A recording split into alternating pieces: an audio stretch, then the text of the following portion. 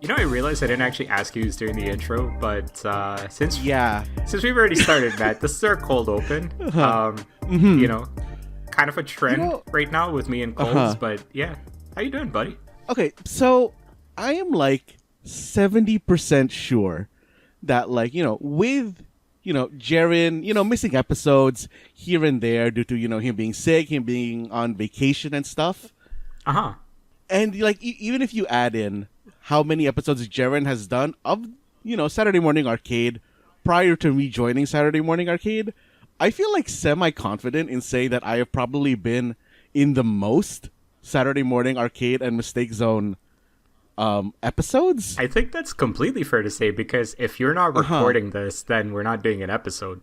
Yeah, and I don't think that I've ever done the intro for this. I think the closest I got is that once I tried to do the intro, but you also did the intro we jumped in at the same time. Right. And I think that's the closest I've ever gotten in I think like 11 years of this show. That's also when Jaren got isekai'd. So yeah.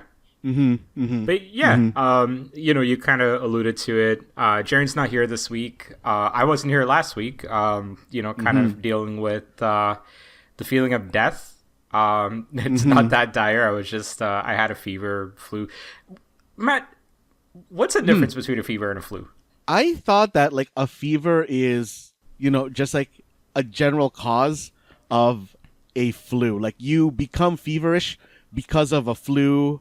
And then a flu is like this specific type of like virus. I don't know if flus are like viral specifically, or if there's a different word for it. Right, but like flu is kind of like the all-encompassing term for like anything like a fever and stuff like that. So I think flu is the Kleenex and fever is the tissue. Does that make sense? I don't know if tissue is a name brand actually. Now that I'm saying this out loud. I'm pretty sure tissue's just tissue. Yeah, no, yeah, okay, yeah. I wasn't sure if like maybe tissue was like the name of what a tissue was, and this whole time they should be called like I don't know, soft blankets for your nose or something. Right. The Kleenexes are advertised as like very soft for your nose. I do like those 3D commercials where like the noses look like super comfy once you use like a tissue on them, but then like reality is very different. Like I don't know if you've ever had like the kind of sniffles where like when you are just using a tissue, blowing your nose, and then like the sides of the nose just feel all like roughed up and stuff like that. Like I don't know if you've ever experienced that. No, I hate it. You know what? I wish that we had the culture here in North America that Japan does, where they just hand out tissue packets. Because those tissue packets are always like pretty soft and pretty good, like quality tissue packets. I was thinking about that when I was sick. I'm like, man, I could really use some of those tissue packets to go. But then like, cool dude that I am, I didn't end up picking up a lot when we were in Japan. So yeah. Damn. Okay, so I gotta ask you a question, man. What is your least favorite part about like the flu? Ooh, I think the one that bothers me the most is like not being able to breathe properly. Like a stuffy nose? Yeah, a stuffy nose. The stuffy nose to the point where it feels like your nose is not only is your nose clogged and you can't breathe, you also feel it at the top of your throat. Yeah, I know exactly which one you're talking about. Like this, I'm never gonna forget this flu for a bunch of reasons. Now, Why? The main reason being that there was one day where I sneezed so hard that I strained one of my knees. It's a combination of pain that I did not know existed before this, but I guess, hey, maybe this is a 35-year-old. I don't know. Man. I've mentioned this to people older than I am, and they are just as confused. Was it like, okay, so when you sneezed, was it more like a cramp style pain, or like you like popped your knee because you like your whole body, I don't know, convulsed too hard or something? So like, I don't know how to explain it. It was just like my knee was already kind of sore from like just, old man pains, right? Like I come here every week and I talk about how old I am. The knee pains are absolutely one of them. Every now and then my right knee starts kind of acting up. So it was acting up before I caught the flu this time. And then there was one day where I'm just kind of like, I think I was either brushing my teeth or like washing my face or something, like, and it just like sneezed really hard. and I just kind of felt it, like, in the knee. It wasn't like a shooting pain or nothing. It was just like maybe I pulled a muscle somewhere else that was connected to the knee. I don't know, dude. Like, it was just really weird. But like, even though that happened, and I will never forget it because this is the first time something like that's happened to me. But even though that happened, I think I agree with you that the stuffy nose, or like the extremely runny nose, where it's like the tail end of the fever or, the flu or whatever you have, and like your body is just like straight up, producing mucus at an alarming rate. Mm-hmm. Those are probably my least favorite parts. Like, I feel like the fever I can just kind of like attribute to like, whatever, charges to the game. It's one day and it's fine. But it's more like when you're finally like, fully functional, you think you're fully functional, and then you have to deal with these like minor inconveniences. I think that's the parts I like the least. Mm-hmm, mm-hmm. But yeah, Matt, what did I miss last week? Because it sounds like you guys did a little bit of a draft. Mm-hmm. Yeah, so last week we did a draft for Fantasy Critic. And, we wanted to keep you included, so we made a Rakush bot. Excellent. And, it was drafting in your place. And Rakush, honestly, not only did that robot do a very good job of, drafting, I think for the most part, except for maybe like one of the games, I think it actually did a good job of like picking things that you would pick. Yeah. So, I mean, it can't be a draft without at least one auto draft. So, the flu kind of timed out nicely for the, gimmick here. But, okay, so going through the list here, I got Monster Hunter Wilds. Absolutely Yes. would pick that. I feel like I'm surprised I got that over you. You were second in the pick. Oh, okay. That explains it. Yeah. Mm-hmm. Ghost of Yotei is a good one. I do need to look up the rules to understand what the locked symbol means next to it, but Ghost of Yotei is a good one. The lock just means that someone counterpicked it as it possibly either not releasing or doing poorly. Oh, okay. Elden Ring, Night Rain? Pretty good. I feel like that would be the one of the only two on here that I would say you might not have picked if you were actually I think you're seriously right. drafting. I think you're probably correct about this. Because I would have that whole like, oh, it's DLC, like not a full game kind of shtick going. So yeah, you're probably right. The other four, the remaining four, Like a Dragon, Pirate, Yakuza, and Hawaii. Like kind of 50-50 on how that one will do, because I think I have some doubts about the pirate setting, but no, I see it. I feel like you would, probably just pick it because of it's like Yakuza. very what's his face Majima focused as well. Yes. Okay, and then the next one I have is the Mario Kart Switch 2 release, but I honestly have no clue if this is actually going to come out this year or not, so that's an interesting one. I feel like if the Switch 2 releases this year, that releases this year. It has, it seems like their launch title for it. And then rounding it off are Metal Gear Solid Delta Snake Eater, not sure what that release is, and then we've got Assassin's Creed Shadows. That's an interesting one. I feel like I'm going to lose a lot of points on it, not because the game's bad. Assassin's Creed Shadows is your counterpick. Oh, okay. So that's the one where I think it's going to do badly. Do badly or not release this year, yes. Okay, I think I'm about to completely destroy you guys then. Because that game's got such a nasty discourse around it. Unrightfully so, for the record, but such a nasty discourse around it that I feel like I'm kind of running away with this. Yeah, we were kind of like talking about Assassin's Creed Shadows when Mark drafted it, and we think that like it's maybe okay because it's going to be a critics focused score instead of like general audience type scoring. So we think maybe it'll definitely do better there than it will do in just like general players like draft. Yeah, I mean that definitely helps out a lot more. So yeah, no, that's interesting, man. I need to go back and listen to the full episode. It's out now, Matt? Yes. Excellent. Yeah, listeners should go and give it a look as well. Outside of that, look, honestly, it's a little bit of a choppy start to this episode. We don't have a lot of stuff to talk about. I haven't really hosted one of these in a minute. I kind of miss Jaren here for this. To kind of segue nicely, I'm not good at this right now. But we've got like a couple of talking points here.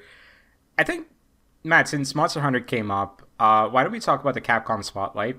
I think Yes. that's a good starting point for the rest of this show. So, Mm-hmm. tell us what was shown at the Capcom Spotlight, and then let's chat about Monster Hunter Wilds from there. Full Yeah. transparency, I haven't actually watched the full Spotlight myself, so like, I don't know all the details for Monster Hunter Wilds, but hey, I'm gonna raw dog this conversation, so let's try it. Uh-huh.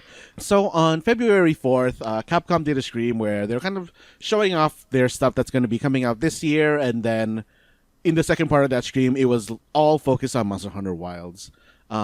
In the first part of the stream, where it was just focusing on the Capcom specific stuff or Capcom general stuff, they were showing off, the Mai Shiranui DLC for Street Fighter 6. Real fan servicey. They were showing off the Marvel vs. Capcom Fighting Collection and the Capcom Fighting Collection 2. And I know, Rakush, I know that me and you, aren't particularly good at fighting games, but I always like more so for Capcom Fighting Collection 2 because I think the games in that one interest me more. I really do kind of want to play these, but I don't want to pay for these to play them. I kind of understand where you're going with this. So sorry, I'm just pulling up the list of games that are included in the Fighting Collection 2. So we've got Capcom vs. SNK, Capcom vs. SNK 2, Capcom Fighting Evolution, Street Fighter Alpha 3, Upper, Power Stone, Power Stone 2, Project Justice, and Plasma Sword. Matt, if I had to take a guess which of these games you wanted to play, would it be fair to say it's Power Stone? Yes, Power Stone, like 1 and 2. Project Justice, I, kind of want to play for the rival schools kind of nostalgia. Yeah. And honestly, I want to know what Plasma Sword is, because I think before Capcom Fighting Collection 2 got announced, I just straight up had never heard of this property. Same. I think that and Project Justice are the ones where, to be honest, I don't really have much of an idea what they're about.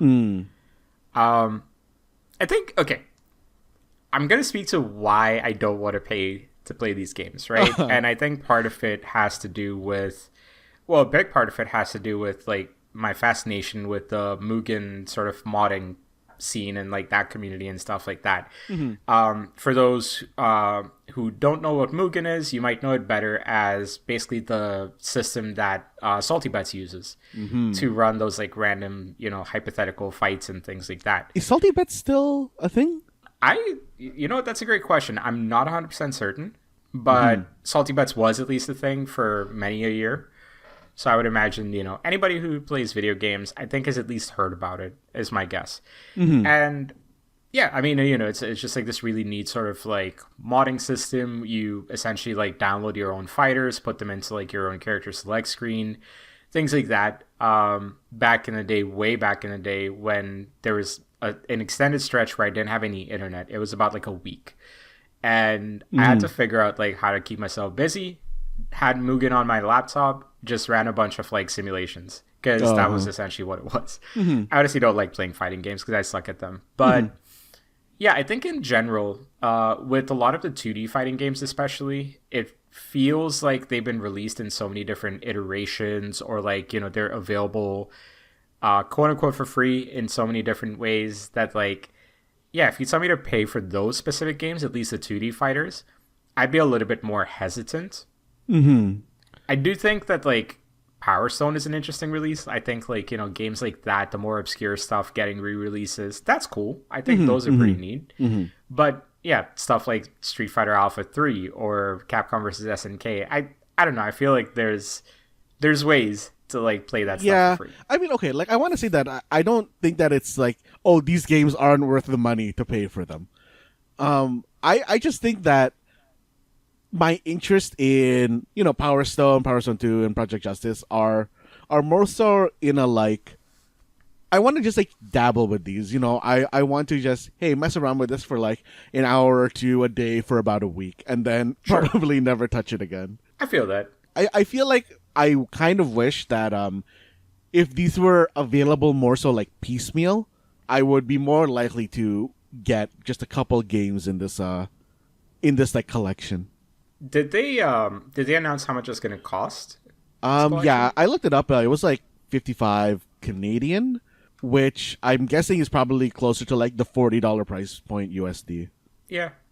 Yeah, I mean, 55 Canadian is a lot. Let's be honest, man. Like in this day and age, like I know you're getting a collection, I know you're getting 6 fighting games, but like you said, like you're probably not going to play all of them, right? Like if you bought this, so it's like at that point you'd rather buy them piecemeal. So I get it. Yeah. But yeah, what else was there in the spotlight?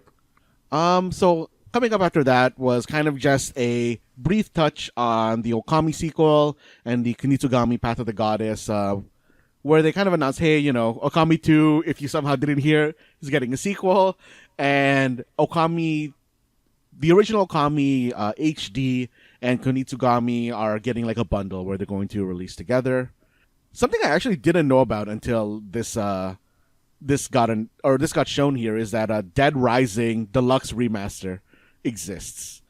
And Dead Rising was one of those games that I never really put that much time into because I think Dead Rising was originally a 360 game, right? Yeah, it was a launch title for the 360. And I think that around the time that I had gotten through all the 360 games that I really, really wanted to play, and I was then, kind of looking at Dead Rising was when my 360 started red ringing, and then I just, couldn't deal with it anymore. That's fair. Yeah. Like, did you play original Dead Rising, or? I did, yeah. It's not a game that I played completely. Like I didn't beat the game per se, but I played enough of it to get a good understanding of just kind of like the chaos and like things like that the game was bringing to the table. It was an interesting one. I feel like that game had more arcade elements to it, at least in the early games. That like by that generation, video game developers were kind of moving away from. I feel like. Oh, and okay. maybe it's just like because it was at the start of the generation that it was a little bit more arcadey, but yeah, I'm not sure that game would exist the way it does like later on in that generation, because I do feel like with the PS3 like there is this whole sense of like gaming needs to be more mature or like things like that. Yeah. But yeah, I think it was a good product of its time. Yeah. So like I think that when this gets more of a price drop on the PC, I'll probably grab it. It might even be on Game Pass, honestly. Oh, that's true. I actually didn't check if this is on Game Pass or not. But going on further into this Capcom showcase, if you want to play Resident Evil 2, it is now available on Mac, iPhone, and iPad. Another remake collection is the Ace Attorney Investigations bundle, which I really, really want to play at some point. I hope that I remember to play that this year. Which Ace Attorney games are these? This is the Ace Attorney Investigations collection, which is the previously never officially English translated, the Miles Edgeworth games? Yeah. Where like you're kind of like walking around and doing stuff as just like Miles Edgeworth himself. You're kind of doing investigations. It's that set of games. I'd actually have a lot of interest in playing that. Like those Phoenix Wright games are fantastic. Like some of my favorite games, game franchises period as well. So yeah, that could be an interesting one. I might pick it up. I think like with the Phoenix Wright games, the biggest flaw of it is there's so many of them and there's so many collections that are coming out. I do tend to forget which collection has what. It's a little bit tough to keep track of that. That's all. Yeah. I feel like it is a very collection-heavy series. Yeah. And then to kind of close off the Capcom half, they kind of talked about Onimusha 2 with a 2025 remaster and a little bit more of a look into kind of just like previewing the new Onimusha Way of the Sword game, which is slated to come out in 2026, which, to be honest, is a bit earlier than I would have thought. I would assume it's now going to be like late 2026. Because, I don't know. Personally, I was expecting that game as a 2027 release. I think, like, what I'm happy to see for the most part is that they actually followed up on their VGA sort of announcements pretty quickly with sort of, like, proof of, like, here, see, like, we are actually working on this. Because I don't know if the VGAs are necessarily guilty of this, but at least when, like, E3 or, like, whatever replaced E3 was there, you'd get like, you know, those like that Rockstar announcement, The Agent for PS3 exclusive, like, you know, exclusive game for the PS3, and like you never heard about it again, sort of thing. And I'm just kind of glad that like these aren't just like premature announcements. It seems like they are quite well along with the development of these games. So yeah, happy to see that. But yeah, that kind of like wraps up the Capcom half of it. So, you know, it's time to move on to, I think, the thing that me and you would be far more interested in. Way more. Which is the Monster Hunter Wilds showcase, where, I'll be honest, maybe not really all that much stuff got announced, but it did, you know, wet my palate for Monster Hunter Wilds. So there was another beta as well, right, Matt? I don't know if I'm jumping too far ahead with this conversation, but there was another open beta that happened over the weekend. Yeah, during this showcase, they announced that, hey, yeah, February 6th to February 9th, which is the weekend that just passed, they were going to be running the Monster Hunter Wilds beta, which was the same build as the beta before. So they're saying, oh, yeah, there's like no real like differences between this one compared to the previous one, other than the fact that they've added hunts for Gypceros and Arkveld.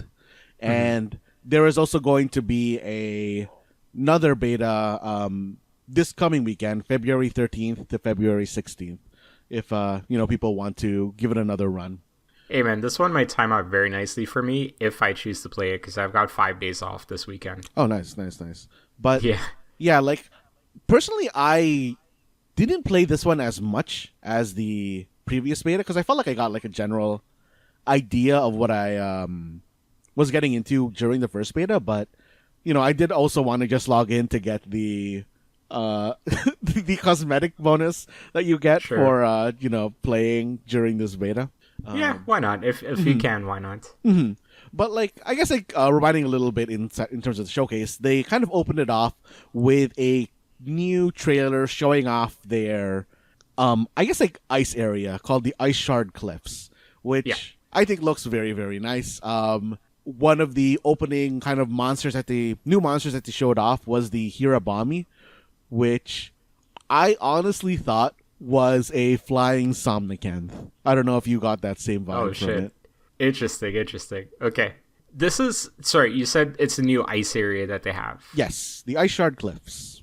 The Ice Shard Cliffs. Don't believe that was accessible in the beta, was it? No, I think the only thing that you can access in the beta is I can't remember the name of like that kind of like main deserty area. Right. But, you know, kind of like going further into the trailer, they showed off, hey, more returning monsters of Nursilla and Gormagala, which, you know, we really in the Monster Hunter movie now. Right. And I think like as far as the trailer itself goes, that was really all the kind of new stuff that they showed. Everything else was kind of just, hey, you know, showing off the stuff that we've already shown before. But, you know, I really like the design for this Hirabami monster. It looks I personally kind of liked the design for Somnicanth. I never liked fighting it, but I really liked its design. Yeah, I see it. Yeah, they look like flying Somnicanths. So that's why that's why I thought they were, you know, just a Somnicanth like offshoot.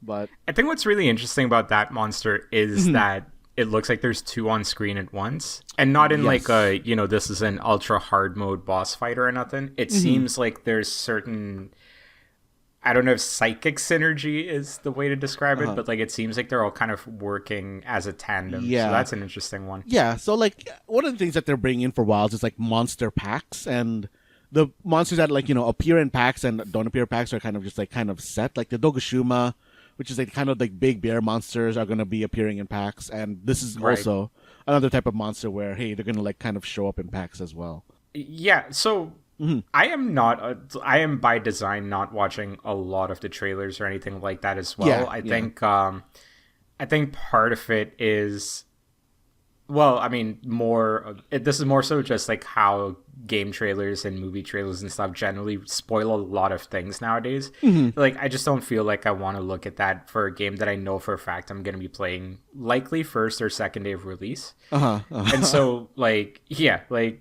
that's why for me it's like I don't see any benefits in me watching a lot of these trailers. That clip was kind of interesting, and it looks just gorgeous, right? So Yeah, like yeah.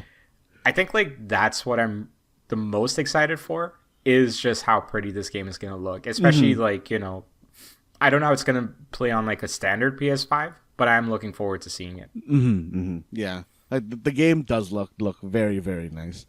Yeah. But kind of like going more towards the beta itself, they kind of announced a bunch of stuff that I guess is like pretty standard for Monster Hunter. It's like, oh, you know, you're gonna have your proper training area now. They confirm that hey, you can have private lobbies for just friends instead of joining that kind of like, you know, 100-person pseudo servers. And you can do like online single player. They've confirmed that you can transfer your character data from, or not character data, like the character design from the beta to the full game. That's cool. One of the things I really, really liked actually that they announced is that when you now craft high rank equipment, you get the layered armor piece for it. Which, okay. That's a pretty good update. Because I always found it like really annoying before that, hey, you know, I would make this armor and then I'd have to, you know, get the specific layered armor item. Yeah. And, you know, make it almost like, again, I think like it would cost less materials, but like it was still kind of like a pain to deal with that. Yeah. They mentioned I like it. It's a convenient change that doesn't impact the gameplay too much. I like that. They, you know, yeah, you can like customize your sacred and your pop-up camps, which the pop-up camps actually have a lot more customization in them than I was expecting. Is that so? Yes, because like I thought, hey, okay, you're gonna be able to like, you know, change the color or of your camp or whatever, and you know, kind of like that I thought that was gonna be it. But not only can you like, you know, change the colors are you're gonna be able to apply patterns and then change the color of those patterns. You can apply stickers or stuff to it. And the thing that I like was really surprised at, which I probably just didn't notice in the previous beta, which is you can place like kind of like chairs and fireplaces and certain types of equipment around in your camp. And you know, I love me that little what do you call it, decorating vibe that you can put into your camps. Right. Until is you it, know, is it purely aesthetic customizations, or are there any like gameplay customizations that there come is up? a bit of gameplay customization there because like some of the stuff that you can put down is like, you know, a fireplace so you can cook food at your camp, Right. or like training barrels so you can, you know, kind of like don't have to go all the way back to the standard training area to test stuff on a build or something. Okay. Like Yeah. they are, I don't think it's anything like, you know, super game changing, but it is like, it seems like it's a lot of quality of life sort of stuff to make it, you know. I like it. Yeah. Yeah. So you don't have to go like So- around. One of the things about the pop-up camps, I did catch a little bit of a stream where someone was fighting an arc belt. Yes. So one thing, I mean, I kind of like messaged you about this when I was watching it over the weekend too, was that I was a little bit surprised at how sort of like the actual missions are being treated now, because one of the things about previous Monster Hunter games is that when you accept like a mission, go hunt Rathalos, as an example, right? It's actually setting up or starting up a scenario. It's starting up a timer. It's starting up like you've got 3 deaths, 5 deaths, whatever, like, you know, to go and like capture this monster, to kill this monster, whatever it is you need to do, sort of thing. And because it's an open world game this time, like it seems like the pop-ups are important because of that. So it's not just like you're going to see the pop-up every now and then. The pop-up itself is becoming a little bit of an important part of the hunt itself, right? Yeah. Because if it's open world now and like you're setting up the pop-up strategically, then yeah, it's pretty important. Yeah, one thing I'm kind of like curious about is because I never looked this specific thing up, which is like let's say me and you are playing together. I'm kind of wondering how the pop-ups are going to work in that situation. Like, Do we have the same pop-up or not? yeah, like if we have like the same pop-up, whose pop-up is it going to show? If we have different pop-ups, like will mine show at all? If like for example, I join your game or something. Like I'm assuming that like, you know, it would be the hosts stuff. But yeah, like I'm curious also like how limited. Because I don't know how many pop-ups you're allowed to have as well. Yeah, there was Another thing I was kind of like fascinated by is that the total death tally per hunt has gone up from 3 to 5. I think that was limited to certain. Is that just hunts. for the beta? Yeah, because kind of like going back to the open world thing. The way that like missions work now is like the open world kind of works like expedition mode that was in Rise of World, where monsters are just gonna be like flooding in and out, and you kill them and you get like just very standard rewards. Yeah, but you are now also able to dynamically create quests based on monsters that are there. So hey, like this Rathalos that's flying around, like it could be a 2-star Rathalos, and it will have like a mission that's like, hey, kill this thing in 15 minutes with no feints, or it could randomly generate a mission of, kill this thing in, you have like 5 feints, or it's your standard 3 feints. Sure. Like the mission parameters are slightly more randomized now in terms of what they're going to be. Like it's not always hard set, 3 carts 50 minutes for all the monsters anymore. Yeah, I mean it's interesting. Like I have not seen anything yet from like this game that have put me off of playing it. I did have some questions at the beginning just about like the world design and the brown and things like that. The latest build of the game that I saw, I think kind of appeased a lot of those fears. Yeah. So yeah. Like the way like it just kind of like switched in from like lightning to like sunlight, and like it looked phenomenal. Yeah. Like I think going back to that kind of quest system that I was just talking about, I think one of the things that I really, really liked that they showed off about that quest system, not in this particular showcase, but in previous showcases, was that you are sometimes guaranteed specific materials from doing an instance of like a monster, which interesting. I think is very, very nice. They showed off that it can be, basically any of the monster materials. So you remember that time when we were playing Rise and we had to do like 50 hunts to get you, I think it was a Magnamalo core or something? Something like that, yeah. Like now that thing can kind of just show up as as long as you do this hunt, you are for sure getting that item from this hunt. Yeah, I'm really going to enjoy that part because, yes, that Magnamalo hunt almost made me quit that game once and for all. I got so tired of Magnamalo. Dude, after that, but we got really good at fighting him. Yeah, that Magnamalo's like fight became so much easier at the end of that. It was way easier. Like we figured out a bunch of patterns and stuff with it. Like it's easy peasy. That's Monster Hunter. That's Monster Hunter. That's classic. Yeah. So I think we can kind of wrap up the Monster Hunter part here. Both of us are going to be playing it. Yes. It is cross-platform, right? So like we can, I'm probably going to play it on the PS5. You're on the PC, so I'm curious how that experience is going to be. Man, it really sucks for the PlayStation people last weekend because I heard that PlayStation Network went down and people couldn't play Monster Hunter. Right? Yeah. I was just like peacefully playing Kiwami 2 at that point. Like I didn't really have any. I'm not playing a lot of multiplayer games ever, so it did not affect me. But yeah, that kind of sucks now that you mention it.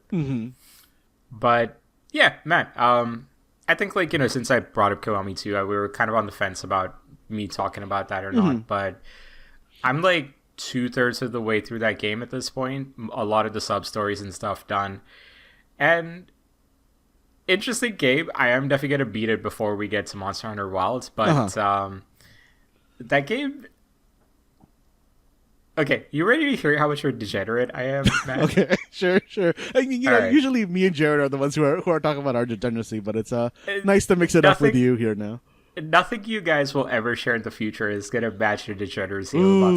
That's a tall claim. That's a tall claim. You'll understand. Okay. So, Kiwami 2 takes the Cabaret Club feature from, I believe, Yakuza 6 or like 7. I don't know which one it is, but it takes it from that game and retrofits it into Kiwami 2 because the original Yakuza game didn't really have that feature, and they've added a bunch of like essentially mini games to this one that are varying levels of all right. To be honest, even the Cabaret Club game isn't that great. Here's the thing.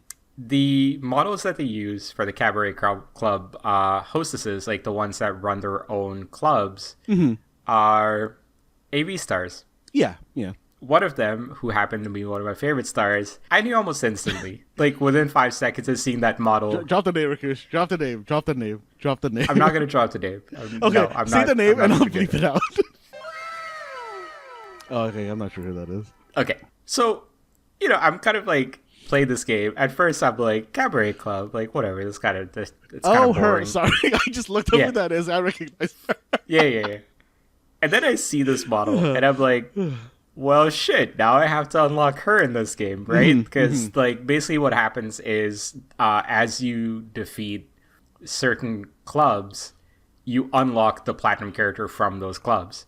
Okay. And so I'm like, well, shit, I gotta unlock her now, right? So I basically spent, like, the last, like, 7-8 hours of this game time. That's an exaggeration, but the last, like, 3-4 hours of game time just trying to get to the point where I've unlocked her. Because degeneracy, man. Degeneracy. Yo, that's just waifu meta.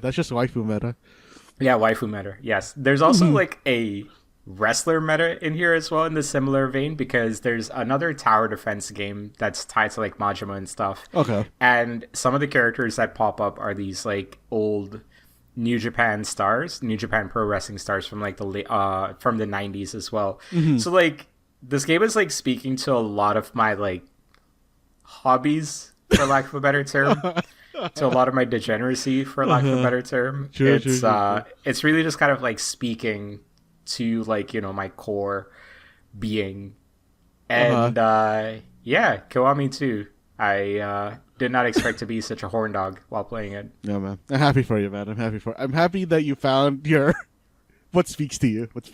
Hey, listen, I'm just happy for the stars, like they don't really get a chance to cross over out of the medium, and they're in a video game. I hope they made decent money off it. That's my Kiwami 2 update. I won't speak on it more. I still gotta beat the game. Honestly, it's okay. It's fun. I feel like the combat is a little bit different, but I'll save that conversation for a later date once I fully beat the game. Because I think I want to dive a little bit deeper into how they proceeded with like, certain decisions between Kiwami 1 and Kiwami 2, but for a later episode. I'm actually surprised that they would like deviate a lot, because I thought Kiwami 1 was like more like a rebuild, or am I just like misunderstanding like how much like work went into Kiwami 1? I think like, so at a high level, Kiwami 1 is built on the Yakuza 0 engine, or like, built off of that platform. And the main difference is the combat. In Kiwami 1, you get 4 different combat styles. Balance, strength, speed, and then the other one is like a special like dragon mode or something like that. Whereas with Kiwami 2, it's built on the Yakuza 6 engine, and that one actually only has like one combat mode, but then like it's got a few more combos. It's not necessarily better or worse, but it is different. And I think like what really caught me off guard with it is the fact that like if you're playing this in chronological order, I'm about to go from Kiwami 2 to Yakuza 3, and I honestly have no idea what that gameplay is going to be like. Oh, true. And then I'm going to go to 4, then 5, then 6, then 0. I think like that's the confusing part about all this. But honestly, that was what I wanted to talk about in a future episode. I don't know if there's much else for me to say except for that. But yeah, it's certainly a decision that they made. Whether right or wrong, I think I'm undecided on. But yeah. Also, Heike, I absolutely love one thing about Kiwami 2 is that you can go into a lot more buildings and stuff like that.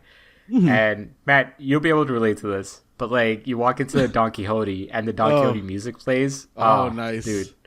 That nostalgia just like hits real nice. I love that. It's great. I love that. Yeah.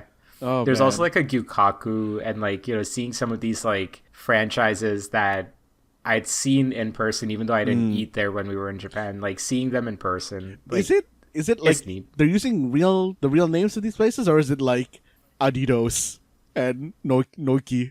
Oh no, it's not fake names. Oh, but okay. like I don't know how many of the places are official. I see. Like some of them might be made up places, some of them are like, actual places. Like Yukaku exists in Toronto as well. Like there's one near my office.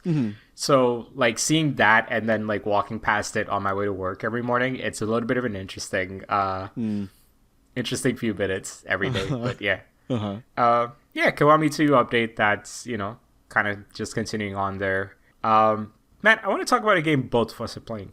Okay. I think it's time we chatted about Pokemon TCGP. I don't know how much you and Jaren had a chance to chat about it last week, but wanted to ask you, how has your experience been with the new booster packs? My polls have been okay. I think, I've gotten some like nice, like, rare polls. Like, I've gotten like the Dialga, I've gotten Palkia, I've gotten a couple, what do you call it? Like the 2-star version of the full art EXs. Nice. But, wait, you got the interactives? Not the interactives, like the kind of like rainbow, not rainbow. Shit. Nice. Yeah, just like the full art like versions of like some of the cards. Yeah. And even though like I feel like I've gotten probably, pretty lucky in terms of my pulls, the reason that I say they're okay is that these pulls are not good build wise. Sure. I think really the only cards that I've integrated into my actual decks are stuff like the cape or the Rocky helmet. Yeah, just like very minor cards. No build defining cards yet for me. Yeah, you've incorporated the tools into your decks, so you haven't built like a new deck or anything like that yet. Yeah, no, I'm too short on any of like the interesting new cards to build decks. Got a Gallade, which I think I might give a try, but I haven't built that deck yet. So I'm having a little bit of an interesting week with this game because I actually want to kind of dive into the new meta itself. I have not gotten any of the tool cards yet. So, and I feel like that the addition of the tool cards is the biggest change to the game meta out of this entire booster pack. Like, yes, you have certain deck builds, but like even pre-existing decks are getting fully enhanced with like, some of these tools. I don't have any of them. And so I've kind of still been stuck running, I would say, like my old decks. And I guess it's like a little bit of an interesting wrinkle, I guess, right? To like how this game is played and like, how people progress in this game and stuff as well. But like, I don't know. Part of me kind of wishes the tools were available through the shop the same way that like those like support cards were available for like the original original packs. But yeah, maybe that's just because I don't have those cards yet that I feel like this, but I don't know. Wait, actually, I actually didn't check this. Do you know if there's new tutorial stuff? You know what? That's actually a good question. I need to check that out. You know what? Let me check it while we're on the call. Yeah. There is actually. There's number 14, play a Pokemon tool card. I feel like I bet you would get one copy of like maybe the cape from that, but I don't know. Do you want to play it right now and then see what happens? No. Yeah, actually, yeah. Sorry. Side note: the tutorial decks are really weird because like I've got Raichu with a cape, but then like I'm pulling a card. I'm pulling a Bulbasaur. Nope, no tool card acquired. Just Hourglasses. Oh. Yeah, and they only have one addition to the tutorials, so. Damn. Yeah, I feel like for the impact that it has on the game meta, I do wish it were available through the shop itself, but it's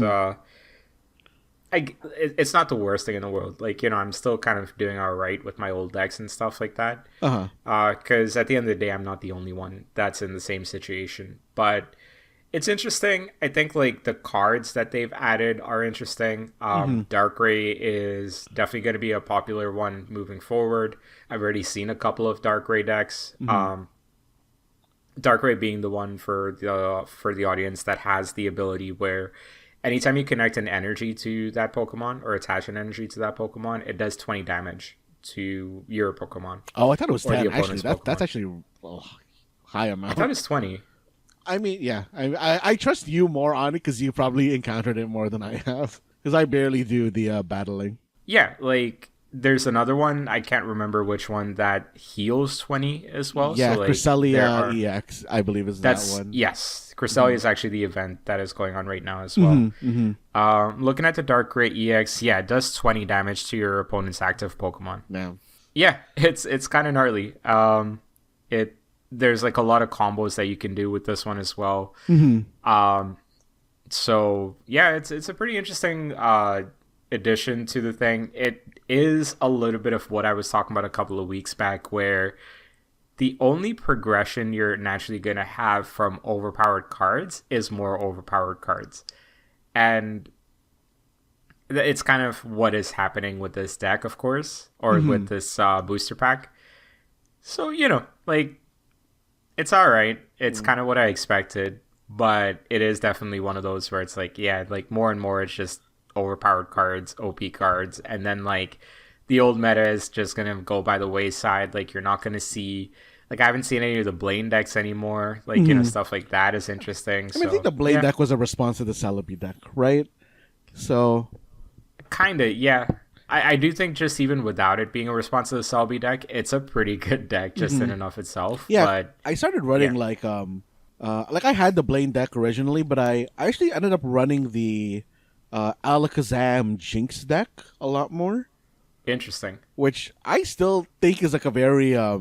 fun deck to play. And what's the key to that deck? Both Alakazam and Jinx's damage scale off of the amount of energies attached to your target or whoever you're attacking. So right. that was like very good against Celebi. And honestly, one of the things that really surprised me about that deck is like when I'm using it in the event, I'm very surprised that the CPU plays around that. Is that so? Interesting. Yeah, like I'm surprised that they designed the CPU to be smart enough to deal with like that strategy. Interesting. I think like the CPU on like certain levels has been all right, but generally, like if you're playing it on the easy modes, like you can trick it pretty quickly. It's nice. It's comforting sometimes, especially after you play actual real life human beings who are intimidating. Guy, I haven't pulled Porygon Z yet, but I really want to run that card. That card seems like good, annoying, like bullshit to deal with. Yeah, I actually just got that card like 2 days ago, but like I only have one. I don't have the True. I don't have the necessary amount to like run like a full deck or anything. But the Porygon deck does seem interesting and like just a little bit annoying. So yeah, you're right. It's the amount of annoying that I like to see. Yeah, for sure. Yeah, that's a Pokemon TCG update. Like I don't. It's weird because of the fact that like we haven't exactly experienced like some of these like more relevant cards in the decks yet. Like can't really speak to it much. Pulled some good portraits, but yeah. How's your trading been going? Actually, I feel like we haven't talked about this on the show yet, have we? Right, yeah. I got sick. I was going to call you a Benedict when, I was going to join the episode the last time. For the listeners who don't know why I was going to call him a Benedict, I was waiting on 6 cards from the original booster pack. 6 cards. I'd literally been waiting a couple of weeks to say, okay, I'm going to finish up my deck because, you and Jaren have the prerequisite cards and things like that. Trading gets introduced. I send you the list of my cards the day before that, being like, I'm going to need these cards. Oh, did you? And I actually didn't see that specific because, message. you're not reading or paying attention to your friends, Matt. Well, maybe they should have explained themselves more clearly in a way that I was paying attention to. That sounds like a you problem. That doesn't sound like a you I don't problem. know. I think the problem was with you because you were the one who wanted a thing here. I think the problem was what that do you I've need, actually? called I'm the actually wrong people looking. my friends. I want to see this. What's here? It's a while ago. Anyways, I was missing 6 cards, and then the morning of the trading, Matt messages, and he's like, I'm actually going to wait. I want to see if they're going to change the trading system on this. Just fully ignoring the fact that I've been waiting literal weeks to finish up my 226. Oh, man. Yeah, I absolute Benedict. I thought you just wanted to try the trading system. No, I actually needed 6 cards. I didn't want to spend the resources just to experience it. Absolutely insane. no So, thanks to you, and thanks to other friends, other good, willing people in the man. world, Oh, that's a good I move. was able to get the remaining 6 cards. Oh, God.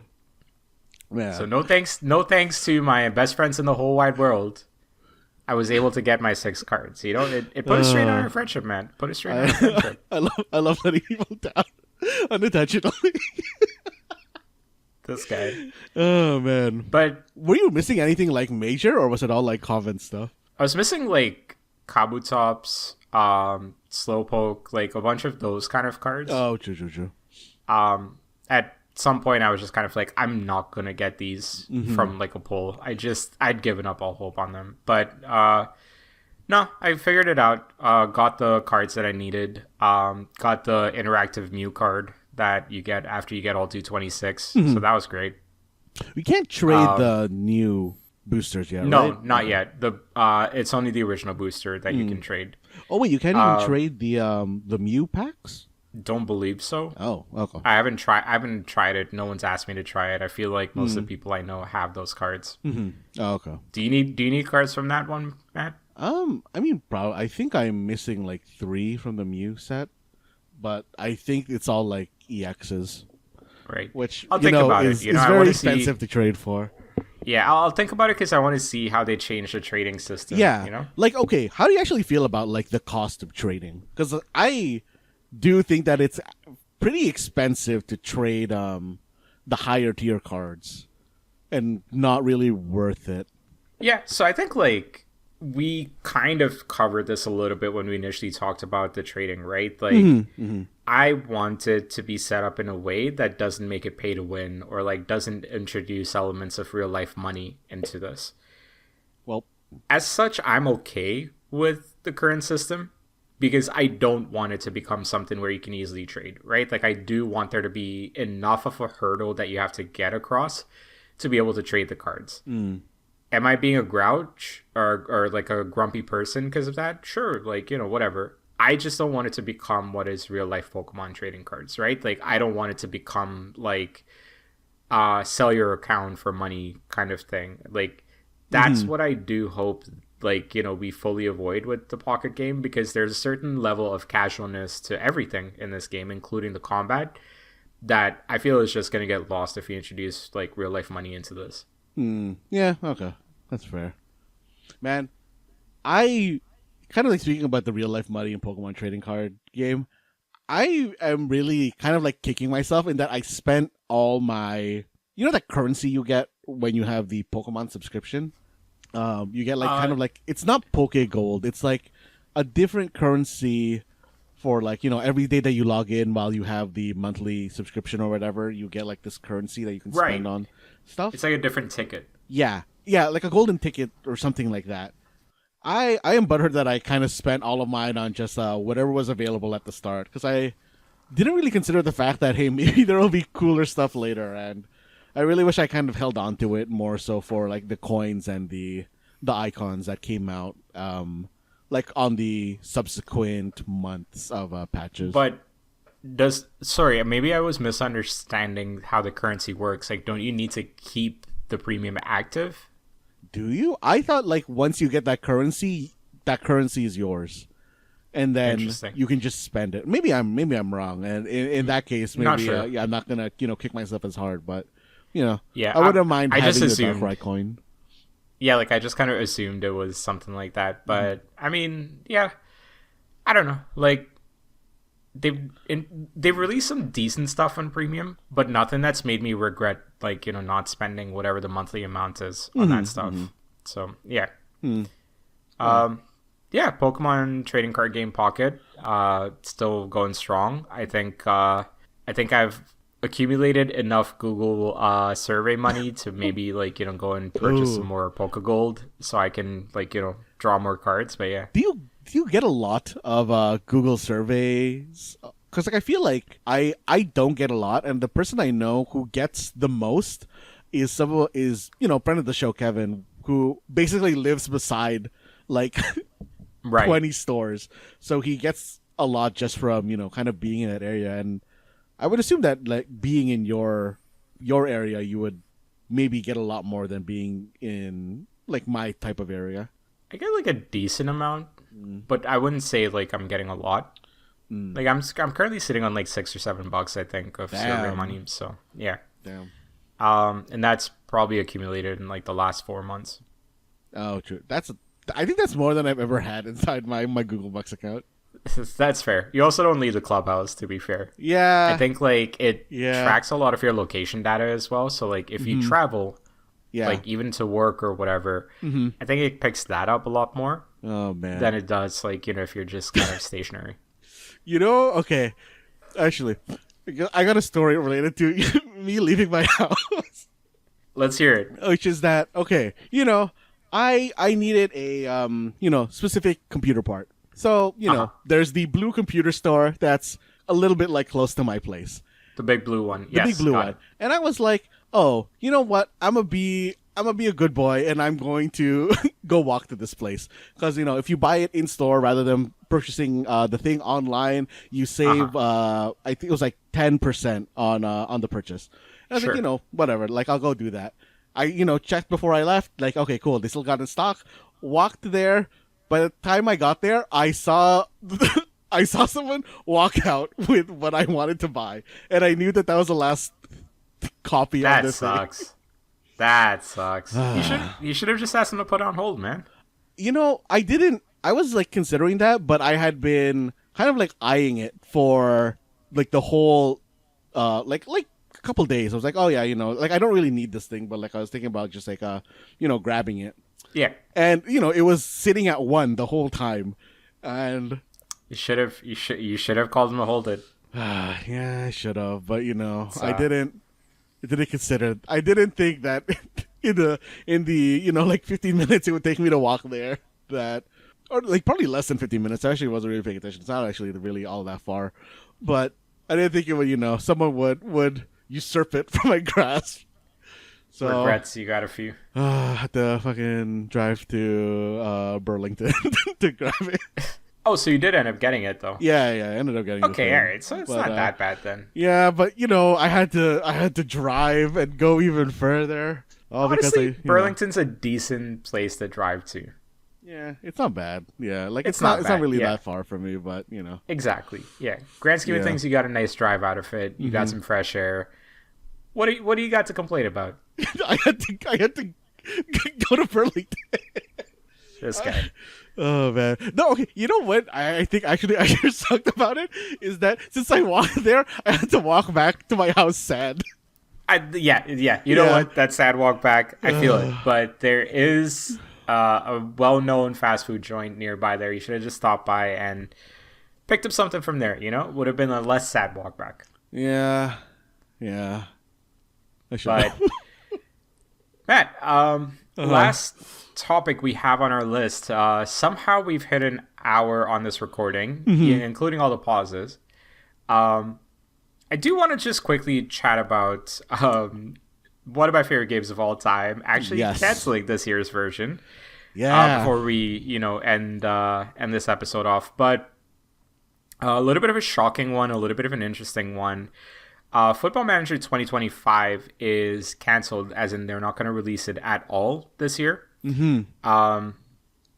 It was already pretty badly delayed. Like it was supposed to come out sometime in October or November. Kept getting delayed from just kind of like seeing and hearing things on the side. There's just like a lot of talk about like it might still release, and people were actually pretty excited in the last week because apparently they were going to finally show some gameplay for it and then release it soon. But no, they were actually met with like a full-on cancellation of this game. The core reason is that they are, from everything I've read up on it so far, they are implementing a new graphics engine. And because they're implementing a new graphics engine, it seems the work that needs to go into this transition was a lot more than they had initially anticipated. Yeah. And that was introducing like a lot of bugs, a lot of issues, and they made the decision not to release Football Manager 2025. As surprising as it is, it is also kind of commendable that a studio just says, we're not going to charge you for trash. Oh yeah, yeah. right? Like Yeah. it is a little bit of a rare thing. Although this does have me curious and slightly concerned as to what Football Manager is going to become in the near future. And I guess like Matt, I kind of wanted to pick your thought from like a dev standpoint, right? Like I'm not expecting you to know all the answers to all of the questions, but I do find it interesting that they weren't able to anticipate all of the issues that came across with this engine transfer. And like, is that surprising to you, or is that something that like you could have like the best laid plans and it just would not have mattered? Yeah, no, that's like very understandable to me. Like it kind of comes from like, hey, like you expect it to work one way, and in reality, it just doesn't work at all. And I think that maybe kind of depending on how they have done things, since it sounds like you've said, it's a graphics engine issue. I'm assuming that it's just that hey, they can't integrate the graphics engine into all their other systems the way that they want it to, and there's like a phrase in programming where it's kind of like there's nothing more permanent than a temporary fix. And Damn. I have also personally kind of run into the issue where, I in the past have designed something and I thought, okay, you know what? The QAs have found this bug. It's fixable by doing this. And we'll come back to it in the future. Sure. And, you kind of do that all over your program in multiple places, and then when it comes to upgrading a component of it, that stuff starts to bite you in the ass really, really hard, and you have to like not only integrate this new piece of like tech, you have to fix your old your old crap. Interesting. And So I think that could have happened here. So you think it's just like years and years and years of accumulated bugs that suddenly just kind of became way too prominent? Like I find that like just in my experience, when you're specifically upgrading like one component, that is going to be touching a lot of other ones, and graphics is definitely one of those components where it's going to touch a lot of like basically every single part of your system. Like Yeah. that kind of stuff probably just like hard propagates and makes like a huge like issue. Interesting. So with all of that being said as well, like if they're actually going to stick to Football Manager 2026's release schedule, it likely is going to drop sometime in October or November. Is that enough time realistically to like, catch everything that, I mean, they've already been catching it for the last year, but like to make the necessary fixes to like provide a satisfying product? Or is this something that like could continue to haunt them for at least a couple of years? I mean, I can't really like speak to that part because I guess it depends mostly on like what actually the issue was or is. But like yeah, like that is about like 8 months of time. Like if they have been trying to fix it like since, I'm going to say this time last year, because if they were aiming for an October release, they would have been working on it since this time last year anyways. Like, that's like definitely a lot of time, and I'm sure that they're going to make it like a lot cleaner this time around when they're Right. setting it up. It's also like an interesting like exploration of just how like these annual releases Yeah. Yeah. struggle, right? Because like we always talk, like we were talking about it with the Madden one when we were talking about the documentary, and how like sometimes year over year you don't see a lot of changes happen to a system or like a game, and audiences, like there's always like that meme of like, man, we just want like a playable game, and then they'll be like, here's some new football cleats, like they're like ultra detailed. When like you finally make big changes, or like you try to go to like a new engine, one of the cautionary tales is NBA Live, right? Like EA Sports' NBA release, like that one, they canceled it 1 year and they just never recovered after that. It's really fascinating to like sometimes see instances like this, right, where it's kind of like you described, like this possibility that it's accumulated bugs year over year that people think are going to get fixed, but then like a new engine or something gets introduced, and suddenly like that bug is just not a priority anymore. Like, not a priority, or it works, like it's fine. Yeah. Yeah, until it doesn't. And then and then you have to fix it, and oh my god, it's breaking the game completely and stuff like that. Uh-huh.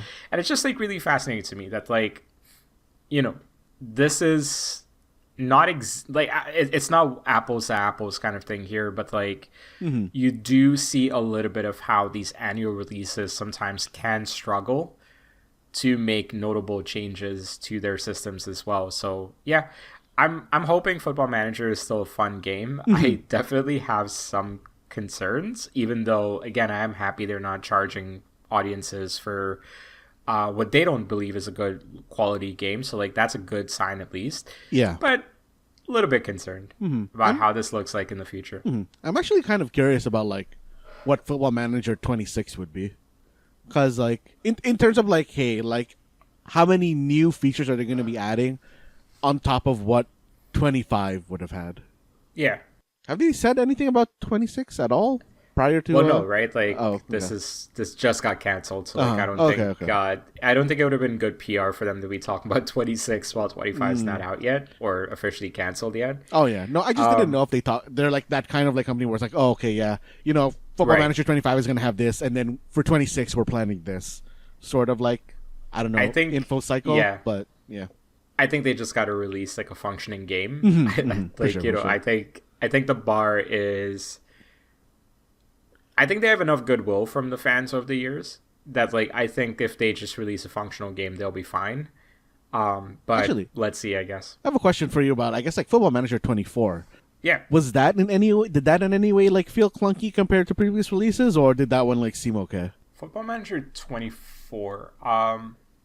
I think the last one I played was 23, so I don't actually fully know how 24 played.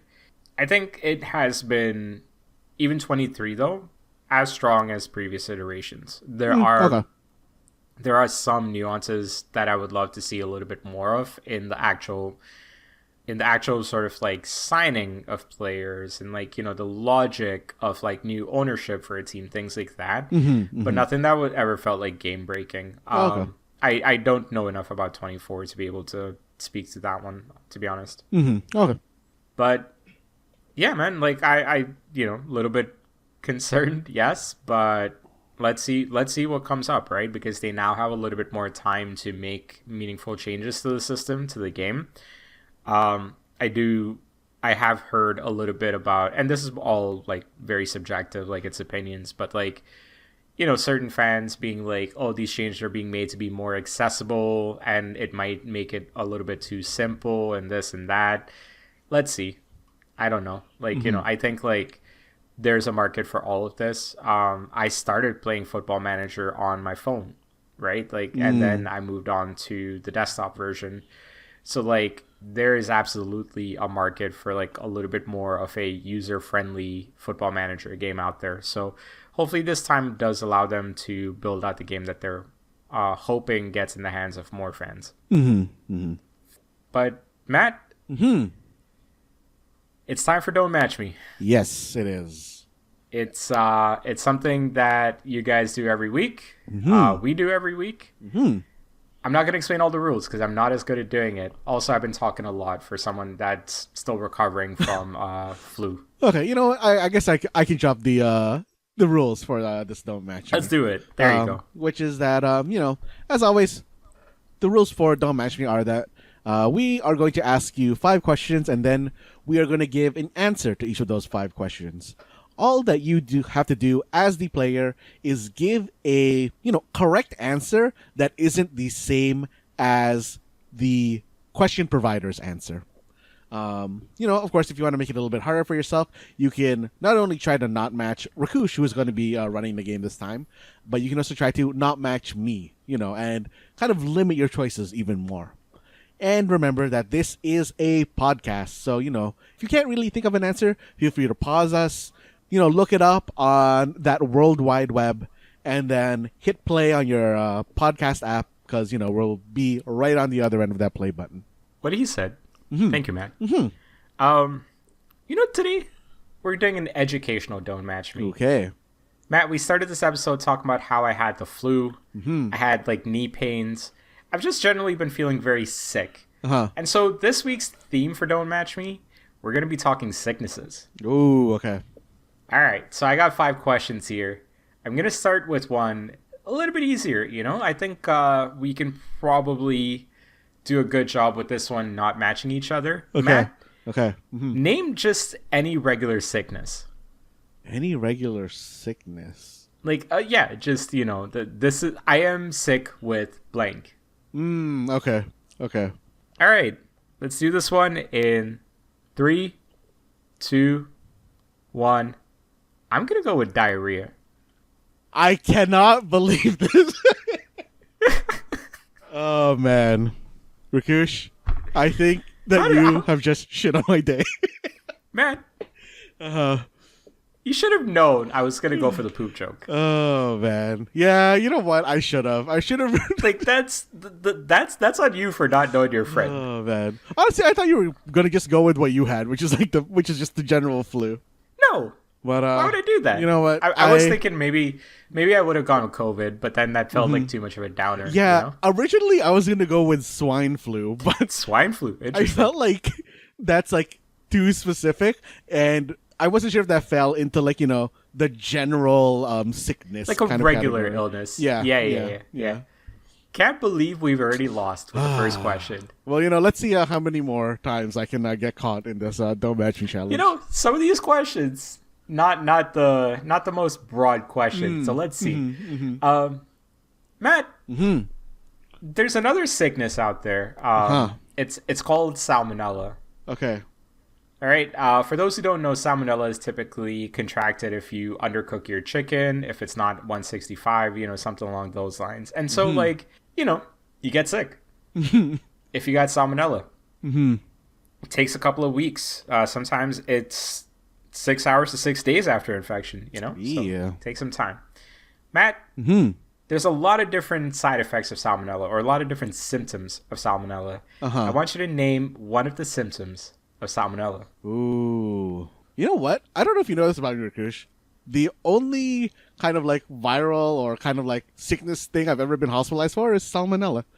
Interesting. So you should know this one without having to look it up. Also glad that you didn't die when that happened. But Yo, same. let's do this in 3, 2, 1. I'm gonna go with dehydration. Ooh.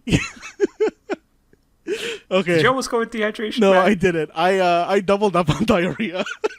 Listen, I was thinking about that.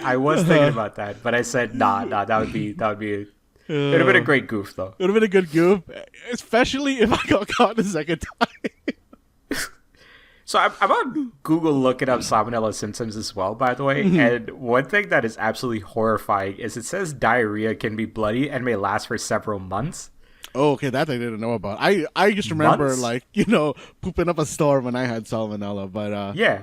I did not know about it being able to cause bloody stool. Oh, I'm more concerned about the fact that it lasts for months. Oh, yeah, the months part is like also really bad. That's, like, I feel like that's what's really got me more scared, but, Okay, Matt, 3 questions left here, all right? This one, maybe it's a little bit easier to go with. Okay. We get sick, we got to take medication. We go to okay. the local pharmacy, Shoppers Drug Mart. We need an over-the-counter medication for something.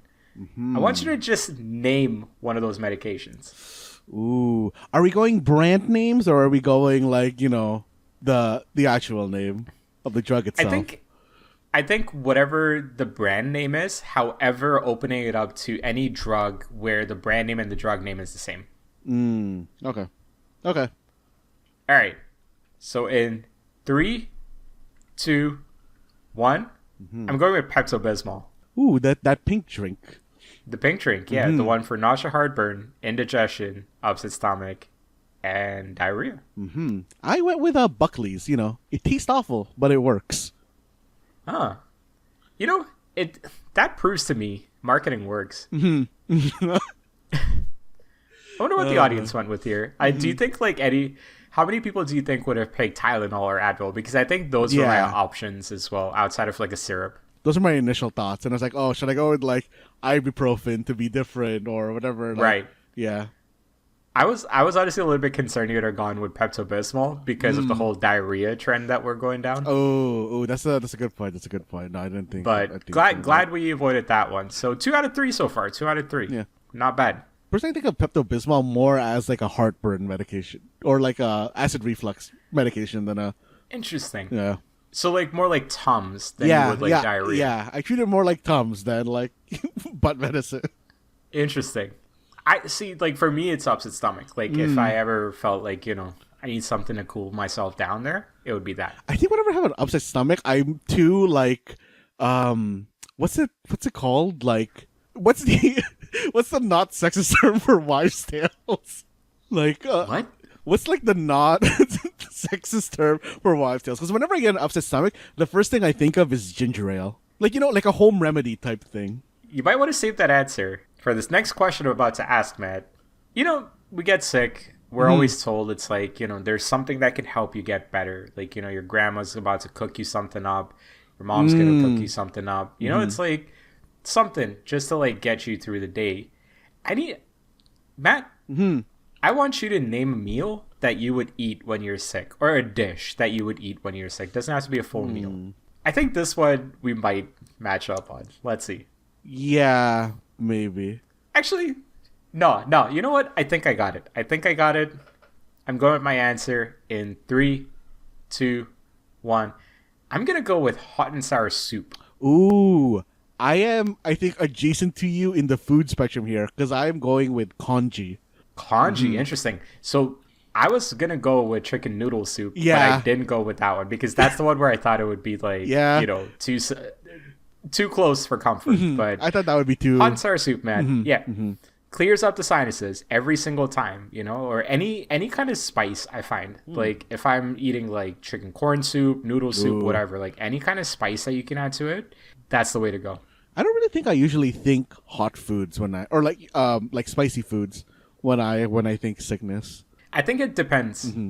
I think it depends on the kind of sickness. Like if you're feeling nauseous, don't eat something that is going to add acid reflux to nausea, right? You don't want to go spicy there. However, like if I'm dealing with like a runny nose or something like that, or a stuffy nose, in fact, hot and sour soup, way to go. That's the best way to go. I've never done that. I think I might give that a try next time I have a blocked nose. Hopefully you don't throw out your knee when you've got a blocked nose like I did. I didn't throw out a knee, but you know what I mean. Yeah, Matt, as long as if I walk into like the soup store and somebody doesn't walk out with the hot and sour soup, I'm good. Well, the good news about soup stores, as you called it. Look, I couldn't remember the name for restaurant. It's hard to be on point every single second. Hey, listen, we're called the mistake zone for a reason. We make mistakes, we live by them.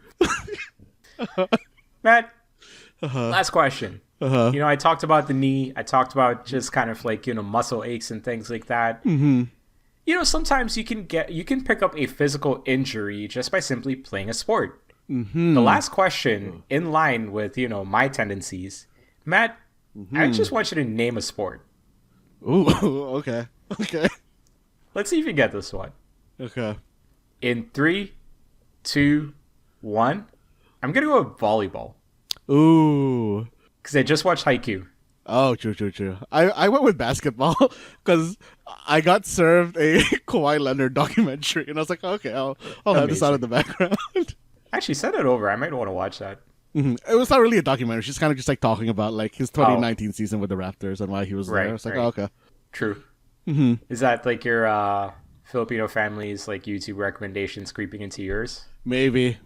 That I feel like that's the most likely cause because I don't know where else I would get basketball pushed into my recommendations. Someday I would love to have this conversation around how basketball became so popular amongst the Filipino community in this city. But man, it is massive. Okay, well, we went 4 for 5. That was a Don't Match Me for this week. Damn, can't believe I got eliminated at the first question. At the first question, you decided to go for the poop joke when you knew the master of the poop jokes was asking the question. Yeah. I'm sorry that I doubted the butt king. Yeah, all the butt stuff. I'm a king of it. King of the Butt stuff. I'm I'm gonna go play Kiwami 2 now, Matt. I need to go unlock my waifu. Yeah, I hope it goes well for you. I hope it goes well for you. Thanks, bro. Kind of nervous. I'm gonna have to talk to her soon. Gonna have to go on the mini game dates where I have to answer the questions correctly. Oh man, very nervous about that. Very stressed out. Yeah. Be careful. You know what? You should look up a strategy guide for this, because you're not gonna be able to do that in real life. You might as well do it in this game when you want to make it count. You just basically told me to look up a strategy guide on how to talk to girls. Is there something wrong with this, Rakush? Do you think this is a bad idea? I mean, listen, if one of those things existed, I would not be doing a podcast with you guys on Monday evenings, because I would have plans with a significant other. Nah. You make time for us. Maybe. It makes the same amount of time for you as you do when I ask for a Pokemon trade. I thought you just wanted to test the system. This guy. Oh, man. Now I'm coughing, Matt. What if I'm like really sick and I like die, and then like the last thing is gonna be that like you refused a Pokemon trade? Oh man, that'd be a good goof. Good goof. Jesus. Good goof. Take it away, man. Take it away. This has been the Mistake Zone, and we're all out of Football Manager 25. Oh no.